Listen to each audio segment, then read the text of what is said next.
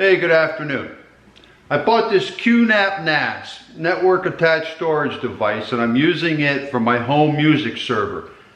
I've ripped all of my CDs into this unit and now I can play them into my stereo through my tablet. I bought all solid state drives internal and 6 for the bays external.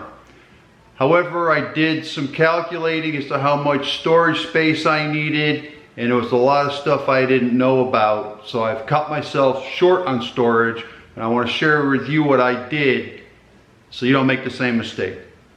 I purchased this QNAP NAS with 2 internal solid state drives for a total of 1 terabyte, and I bought 6 240 gigabit solid state drives for the bays. When I went to calculate my CD library, I have 800 CDs at approximately 10 songs per disc, figure 8,000 songs. One song ripped in FLAC, which is a lossless encoder, is about 50,000 kilobits of memory per song. Take the 8,000 songs times the 50,000 kilobits.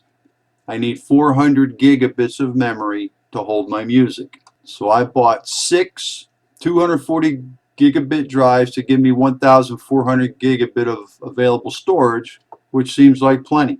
When you turn up the NAS, you have to make a storage pool. The storage pool then contains a data volume, and the data volume is thick or thin. I chose thin. I think thin uses less memory. I'm not quite sure. But once you pick a volume, you have to pick a RAID, which is a redundant array of independent disks. RAID 0, which is unsafe, because if you have a disk failure, you're going to lose data. So you want either RAID 1 or RAID 5. The RAID 1, it mirrors 2 disks are mirrored, so they both have the same information. So if one fails, you can replace it, you lose nothing. But you need a minimum of 2 disks, and it's always going to be based on the smallest disk in the group, which for me is the 240 gig, and 2 disks, that's going to make it 480. I opted for RAID 5. RAID 5 is very safe. The problem with the RAID 5 is it takes a minimum of 3 disks. So my NAS at RAID 5 is using 4 disks. So I've lost 4 240 gigabyte disks to the RAID. And this is my music server. These 4 disks are for the RAID, so none of my music is stored on these disks.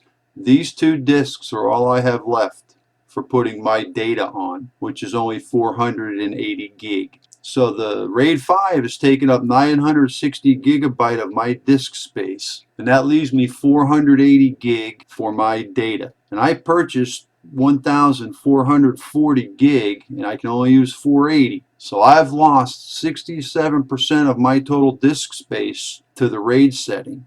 So when you calculate your data, make sure you take into account your thick-thin volume and what RAID you're going to use, and increase your storage capacity, because I was 3 times over what I thought I needed, and I'm going to not fall short, but if I want to put more music in this, I'm probably going to have to upgrade my disks. And everything is based on the smallest disk, so all my disks are the same size. So unless I increase all 6 of them, I'm always going to have a 240 in there, which is going to really crunch me when it comes time to figure the RAID.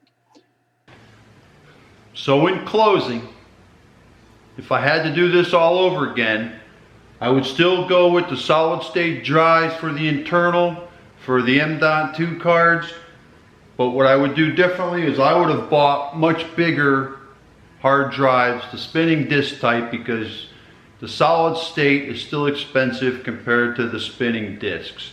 And I could have really loaded this up with a lot of memory on spinning disks, and over time replace them one at a time with a solid state, because you can do hybrids between solid state and then the spinning disks. So I hope this helps somebody out and you don't make the same mistake I did. This is going to work just fine, but if I go to put more music in this over time or put movies on it, I'm going to be out of storage space. And now I'm going to be upgrading solid state drives again instead of a spinning disk, which are fairly inexpensive. I hope this helps you guys out. Take care.